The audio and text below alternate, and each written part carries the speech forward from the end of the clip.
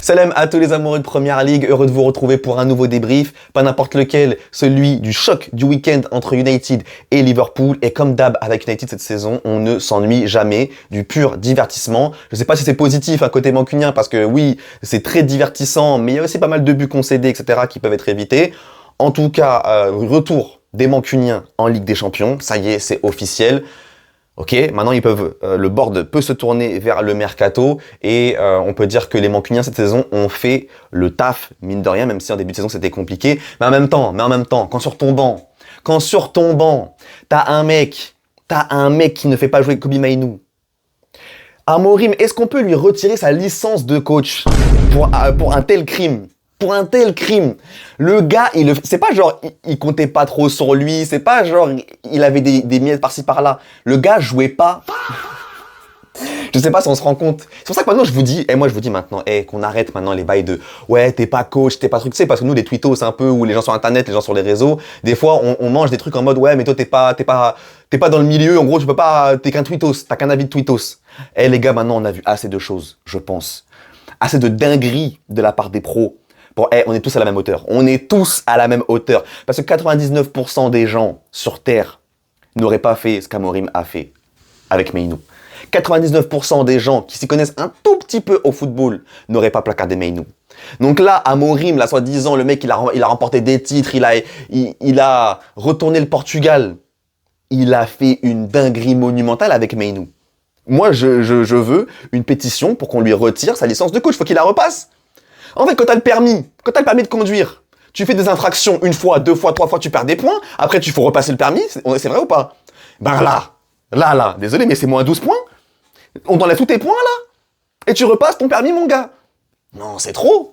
Kobe se craque. D'ailleurs, si vous voulez vous fringuer en représentant Kobe Mainoo, n'hésitez pas à aller en description, les amis. Lien vers la boutique FPL. On a la collection Kobe Mainoo qui est présente. N'hésitez pas à vous faire plaisir. C'est pas cher et en plus, il y a des promos et les produits sont de qualité. N'hésitez pas à foncer, les frérots. En tout cas, nous, on part pour ce débrief. Je vous laisse liker pour donner de la force et de référencement. Let's go. Commençons par le commencement avec les deux 11 de départ. Côté United, un 11 plutôt attendu avec des joueurs à leur poste, pas trop de soucis là-dessus. Et côté Liverpool, bon, offensivement, c'est un peu la pénurie et tu veux toujours pas faire jouer Salah, moi ce que je comprends personnellement, mais bon, du coup, tu démarres Frimpong. Ouais, pourquoi pas. Après, c'est vrai que tu vois, enlever Frimpong, même pas enlever Frimpong, enlever Jones. Mettre Frimpong en latéral droit, mettre Szoboszlai à droite, mettre Wirtz en 10 et mettre Ngomoa à gauche, c'était potentiellement plus intelligent, plus intéressant.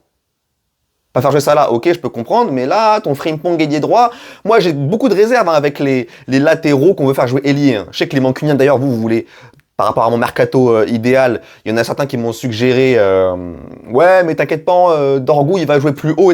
Méfiez-vous, hein. Méfiez-vous, les latéraux qui jouent ailier comme ça, là, méfiez-vous, c'est pas leur poste, hein. Ah, méfiez-vous. Et dans les buts, du coup, on avait Woodman côté Liverpool. Et pour ceux qui se posaient la question, savoir si ce gardien était fiable ou non, eh ben, dès le début du match, on avait une réponse, puisque dès la 3e minute de jeu, il va faire cette superbe relance directement sur Mbeumo. Voilà, donc déjà, au bout de 3 minutes, tu sais que le gars, c'est une pipe. Donc, ouais, les sueurs froides côté Reds. Et du coup, au bout de 5 minutes, on a, je crois que c'est suite à un corner, il me semble, ballon dégagé dans l'axe. C'est pas très malin. Première frappe de Cunha. C'est contré. Deuxième frappe de Cunha, c'est toujours contré, mais ça va aller au fond des filets. C'est contré par les fesses de McAllister, il me semble. Et cette célébration que, personnellement, c'est très personnel, que je trouve éclatée. Voilà, c'est mon avis. Je sais que forcément, tous les mancuniens ne seront pas d'accord. Mais je sais pas, je trouve c'est ridicule. Vous n'êtes pas obligé d'être d'accord, c'est pas grave, c'est un détail, les amis. Donc au niveau de Liverpool, on avait offensivement, on pouvait attendre un Gakpo en pointe, mais finalement pas du tout. En fait, on avait vraiment un 4-4-2 à l'ancienne, hein, 4-4-2 à plat côté Liverpool avec Wirtz et Szoboszlai qui étaient un peu dans ce rôle offensif axial. Donc pourquoi pas, j'ai envie de vous dire, même si j'aurais pas animé ça comme ça. McAllister en début de match qui va perdre ce ballon, une passe vraiment très mal inspirée. Il n'y a même pas beaucoup de crédit à Mainoo de l'avoir contré, enfin de l'avoir intercepté celle-là, parce que vraiment c'est une passe très mal sentie. Et par contre, on l'a dit, on l'a redit, notamment lors du mercato réaliste de United, c'est pour ça que je suis très content d'avoir vraiment organisé mon mercato United avec cette cette envie de jouer en transition, parce que Carrick, il y a que ça qui l'intéresse. Parce que là, le ballon, il est à peine récupéré, mais nous, pour Bruno en une touche pour Casemiro en une touche pour Mbeumo, Bruno qui entame sa course, il y a 2-3 touches de balle de Mbeumo, Bruno qui demande, voilà, en 2 secondes, t'as remonté tout le terrain. Ultra direct, Bruno lui connaît, lui, il connaît que la une touche de balle, donc en une touche, pareil, direct, ça joue. Donc, tu vois, de la récupération, là, on est quoi? C'est où la récupération? C'est là. 13-0-7. 13-0-7, t'es devant le but en 10 secondes, frère. Non, c'est trop. En 10 secondes, t'es devant le but. Non, c'est trop. Non, c'est trop. Et bon, là, pour moi, il n'y a pas péno déjà, c'est que ce soit clair et net. Et c'est vrai que j'en veux un peu maintenant au foot actuel, aux attaquants actuels. En fait, je leur en veux de pas être dans l'esprit du jeu. C'est-à-dire que maintenant, un joueur de foot, hein, de façon globale, dès qu'il sent un micro-contact dans la surface, il ne pense plus à l'action. C'est très très rare, vous allez voir, les joueurs aujourd'hui qui, dès qu'ils ont un contact, continuent à jouer parce qu'ils veulent jouer au foot en fait, ben c'est très très rare. Là, il y a un micro-contact, dès qu'il sent que le défenseur de Liverpool va venir dans son dos et va l'effleurer, il va se laisser tomber. Eh frère, tu fais 2 mètres, et joue au foot en fait, ça y est, il t'a effleuré et ok, et alors et marque le but, tu vois ce que je veux dire? Tu sais, c'est l'esprit du foot qui est un peu gâté par... moi, ça me fatigue un peu. Bref, il n'y a pas faute. Mais c'est tout, parce qu'au final, après, c'est récupéré de l'autre côté par Cunha. Cunha qui va le donner à Shaw. Shaw qui centre. Tête de Bruno. Et du coup, ça va aller sur Šeško qui va, cette fois-ci, finir. Alors, évidemment, déjà, pas de hors-jeu, évidemment. Et cette tête, il y a le débat, puisque, du coup, Woodman, il y a 2 débats. Woodman va la toucher. Et du coup, ça va annuler la passe D de Bruno. Personnellement, j'aurais accordé la passe D, parce que il maîtrise absolument pas le ballon, Woodman. C'est comme une deflection, tu vois, c'est comme une déviation. Donc maintenant, si je te fais une passe en profondeur, qu'il y a un défenseur qui tacle, il l'effleure, et qu'il y a un mec après il la met au fond, ça va annuler ma passe D? Non. On sait que non. Donc pourquoi quand c'est le gardien qui touche sans maîtriser le ballon, là on annule la passe D? Je comprends pas. Vraiment, je comprends pas pourquoi on n'a pas accordé cette passe D à Bruno. Et derrière, bon oui, évidemment, le règlement. S'il y a bien un truc où il est très très strict, le règlement dans le football, c'est les mains offensives. Les mains offensives, c'est très très strict. Si un but est marqué et qu'elle est précédée d'une main offensive, il n'y a pas but. Fin de l'histoire. Volontaire, involontaire, collé, décollé du corps, ça rentre pas en compte. Si tu marques avec la main, c'est but annulé. Ça, c'est une règle qui est très très claire, stricte dans le football. Maintenant, on a vu tous les ralentis sous tous les angles et tout, etc. On a vu des ralentis Marvel Studios et tout, laisse tomber. Et en fait, on voit qu'après avoir touché le ventre de Šeško, en effet, le ballon va faire pas et va venir comme ça. Tu vois ce que je veux dire ou pas? C'est vraiment ça, hein. Il va venir faire ça, là. Bon, on est fatigué. Moi, le but, je l'aurais accordé. Pas de souci. Pour moi, c'est un but accordé parce qu'à un moment donné, s'il faut faire du 39 de pied pour pas qu'il y ait hors-jeu, parce que si tu fais du 42, il y a hors-jeu. S'il faut se couper les ongles pour pas... Tu vois ce que je veux dire? Les trucs comme ça me fatigue de fou, hein. Donc, heureusement qu'il y a eu but. Parce que si on avait refusé but pour ça, oh, tu vois, faut un peu respecter l'entertainment. L'entertainment, j'ai envie de te dire. Le divertissement. Si on annule des buts, si on dit à une foule de pas crier, de pas s'exciter, il y en a, ils sont venus de je sais pas quel pays, de je sais pas truc, tu vois, parce que le ballon il a fait ça, ah ça y est frère, c'est plus, tu vois, c'est plus du sport, c'est plus du divertissement, c'est quoi en fait le football, ça devient quoi? Bref, je parle beaucoup trop pour un truc, ça y est, il y a but, ça y est frère, ça y est, pourquoi je parle beaucoup comme ça? N'importe quoi. Bref, on continue. United qui vraiment a décidé de subir. Mais là, vraiment, on est sur une équipe qui s'en foutait complètement du ballon. On va même voir la stat en fin de première mi-temps, c'était assez... Mais là c'est vraiment à outrance, quoi. C'est vraiment pour vous dire que là, il n'y a que la transition qui intéresse Carrick. Avoir le ballon, en tout cas en première mi-temps, ça ne l'intéressait absolument pas. United qui assume de jouer bas et de jouer en contre. Cette action qui était assez impressionnante de Šeško qui va venir se manger les panneaux publicitaires. Il y avait faute de Konaté hein, qui pousse... Ça c'est... L'arbitre n'a pas été bon. Hein. L'arbitre n'a pas été très très bon. Parce qu'il y a plusieurs... On va le voir dans le débrief. Il y a plusieurs situations où en vrai, frère, arbitre mieux, genre. Je sais pas, genre... Arbitre juste mieux, enfin je sais pas, c'est quand même très bizarre des fois. Et donc là, on va remettre en exergue du coup le jeu direct du United qui vraiment excelle en transition. Le ballon, il est à peine récupéré par Heaven, il va le glisser à Casemiro. Casemiro, il a à peine le ballon, il arme déjà sa transversale. C'est une dinguerie. J'ai l'impression que dans les vestiaires, Carrick, en fait, quand il parle à ses joueurs, il dit « Hey les gars, on va jouer bas, ok, on va attendre qu'ils fassent un peu n'importe quoi parce que de toute façon, ils font n'importe quoi. Et dès qu'on récupère le ballon, pensez même pas à réfléchir. Mbeumo, dès qu'on a le ballon, Chesco, vous deux là, dès qu'on récupère le ballon, à la seconde, hein, courez. Vous courez vers le but adverse. Et vous courez et vous regardez en l'air. Il y a forcément un ballon de Bruno ou de Casemiro qui va tomber. Vous ne vous inquiétez pas du reste. On récupère, courez, regardez en l'air. Casemiro ou Bruno va vous envoyer un pain. C'est ça la tactique de Carrick. Parce que là, je vous jure que Casemiro, il récupère à peine le ballon, il pense déjà devant. Il balance déjà ce ballon-là, qui, franchement, hein, le ballon, il n'est pas assez puissant du coup pour aller jusqu'à Dalot. Et donc, on a Mbeumo qui va faire un tacle glissé pour essayer de la prolonger, ça, il va pas réussir, il va être trop court. Mais vraiment, genre, ça aurait pu être deadly. Encore une fois, c'est pas genre, on veut pas le ballon, on joue en transition parce qu'on est nul. C'est un choix délibéré de Carrick qui, avec son pragmatisme, se dit, attends, mes joueurs, c'est comme ça qu'ils sont forts en fait. Et ben franchement, ça lui donne raison. On peut que dire que ça lui donne raison. Il me semble que c'est le coach qui a pris le plus de points en PL depuis qu'il est arrivé. Donc non, c'est très très fort.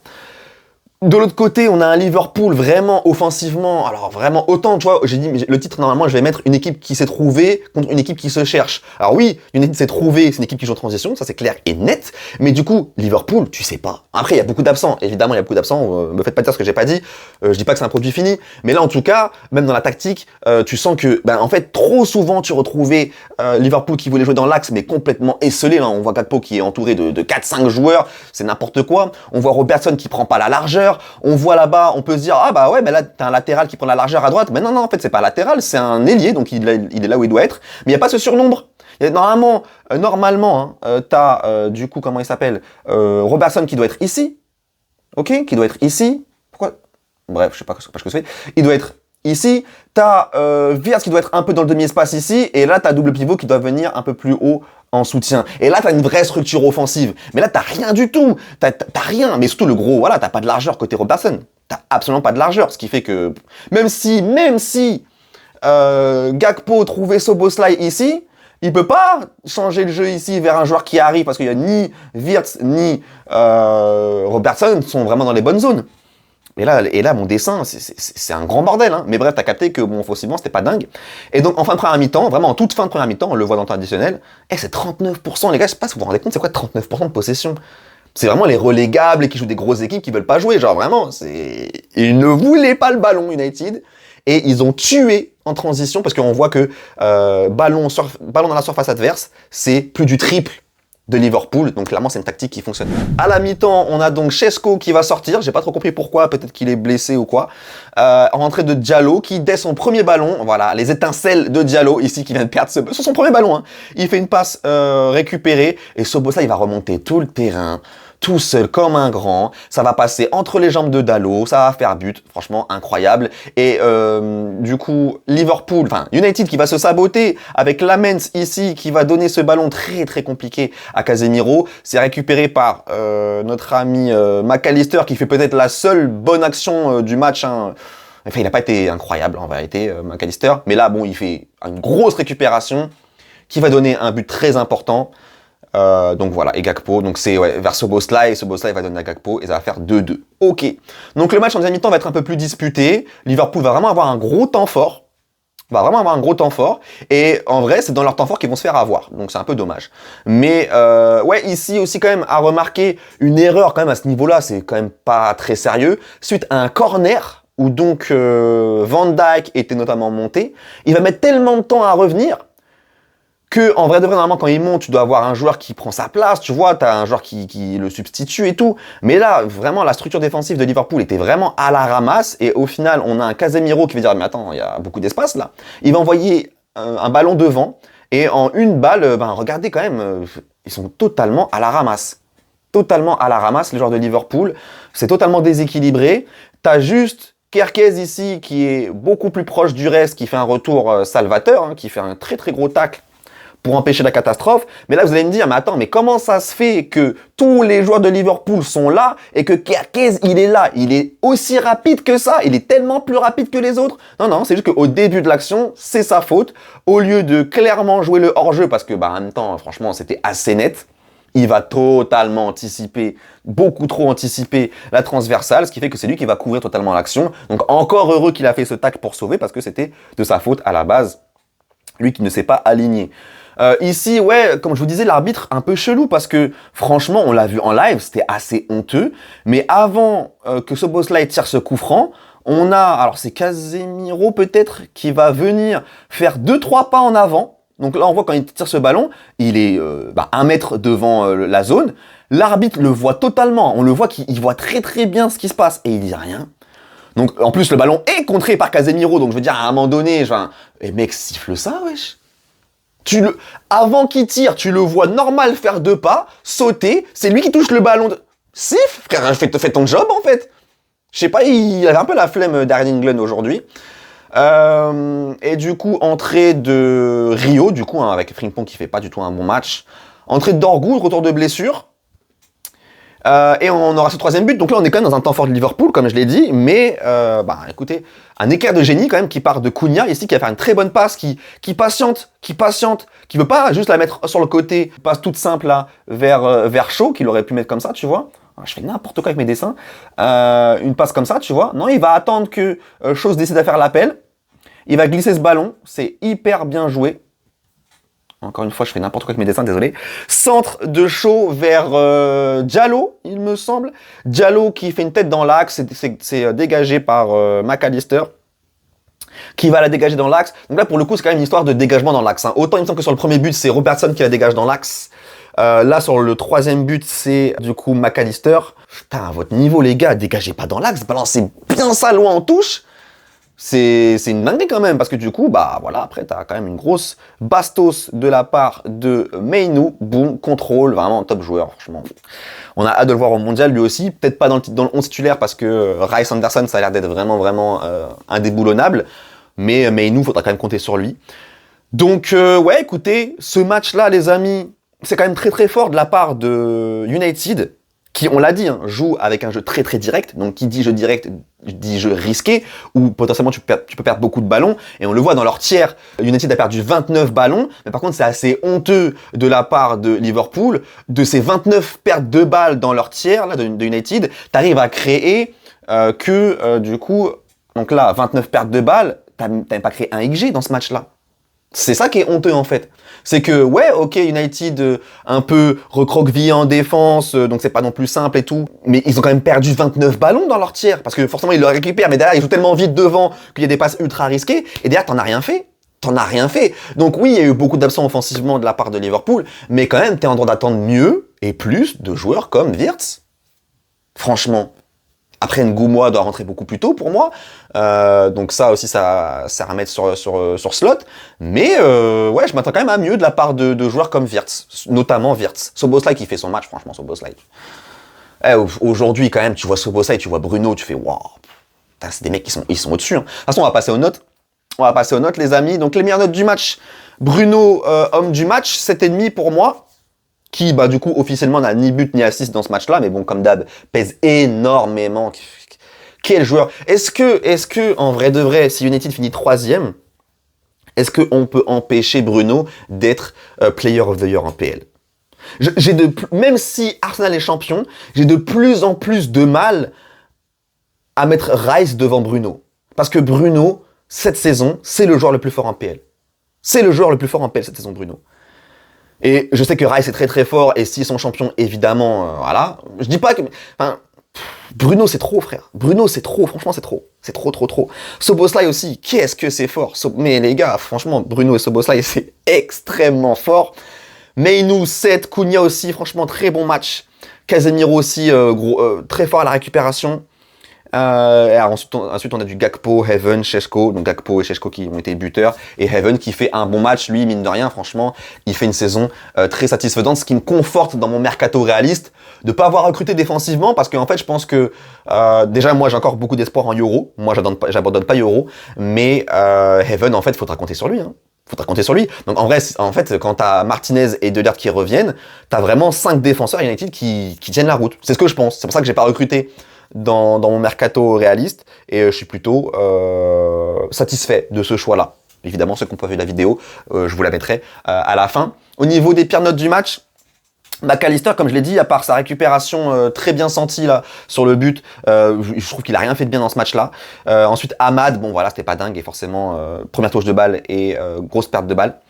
Lamens, c'était pas incroyable. D'ailleurs, Lamens, dites-moi en commentaire les Mancuniens, j'ai une question à vous poser. Vous pensez quoi de la saison de Lamens? Parce que moi, mon ressenti neutre, c'est que j'ai l'impression que vous avez tellement souffert avec Onana que vous avez tendance un peu à surcoter Lamens. Pour moi, c'est un bon gardien. Mais je suis tenté de dire que pas plus. Pas plus. Même sa saison, je la trouve bonne. Pas plus. Genre, dites-moi si vous avez vraiment conscience que c'est vraiment juste un bon gardien ou si pour vous, vraiment, vous avez envie de le saucer et de le... J'ai pas l'impression que c'est un gardien de ouf quand même, Lamens. Il fait partie des bons gardiens de PL, mais j'ai vraiment hâte d'avoir votre avis sur sa saison. Est-ce que vraiment, moi, de ce que je vois sur les réseaux, votre fanbase, vous le surcotez? Pour moi, vous surcotez. Mais du coup, dites-moi en commentaire, là, comme ça, on peut discuter. Dites-moi ce que vous en pensez de sa saison à Lamens. Frimpong, c'était pas bon. Woodman, c'était pas bon. Dégueulasse à la relance. Et je pense que il peut quand même faire mieux sur un des 3 buts. Et Robertson, franchement, Robertson, cataclysmique le match de Robertson, hein. J'ai vraiment pas aimé les frérots. Donc voilà les amis pour ce débrief là. N'hésitez pas à me dire en commentaire vos notes notamment, vos 3 meilleures notes, vos 3 pires notes, n'hésitez pas. Également en commentaire les amis, en description vous avez le lien vers la boutique FPL, n'hésitez pas à aller faire un petit tour pour vous faire plaisir et représenter votre club et vos joueurs préférés. N'hésitez pas également à aller voir les mercatos réalistes de Liverpool et de United. On se dit à très bientôt sur French PL.